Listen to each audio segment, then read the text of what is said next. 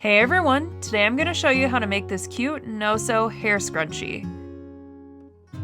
For the materials, you'll need a 4x16 piece of fabric, a jar, a plain hair tie, and a hot glue gun. First, run a bead of hot glue along the bottom of the fabric and fold the end over. Then loop the fabric toward the folded side and run a bead along it. Stick the folded side on the glue.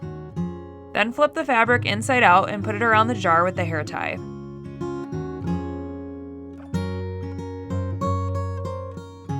After that, flip the edge of the fabric and run a bead of hot glue along it. Flip the other side and stick the folded edges together.